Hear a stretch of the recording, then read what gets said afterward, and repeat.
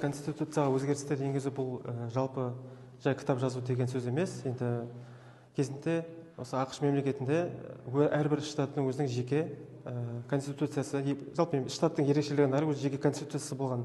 Яғни қазіргі уақытта, енді қазіргі шақта геосаяси жағдайға байланысты, әлемде болып жатқан жағдайларға байланысты ата заңды өзгертуге тура келіп тұр деп ойлаймын, өзі ойым.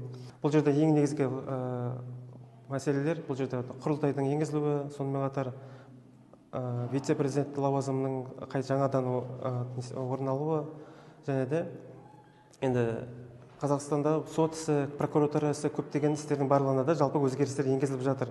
Жалпы енді жеке-жеке тоқталатын болсам, енді вице-президент ұғымы бұл президенттен кейінгі жалпы лауазым атқаратын, бұл енді мемлекет атынан мемлекетаралық халықаралық форумдар болсын, мемлекет атынан басқа мемлекеттермен келіссөздер жүргізуге және парламент отырысында президенттің сөзін сөйлеуге және президенттің тапсырмаларын орындауға атқаратын тұлға. Бұл енді президентке ешқандай зиян келтіретін лауазым деп ойламаймын өзім. Және енді бұл құрылтай деген сөз, енді бұл бізге таныс ұғым, бұл қазақи сөз, бұрыннан қолданылған сөздер, құрылтай деген сөз.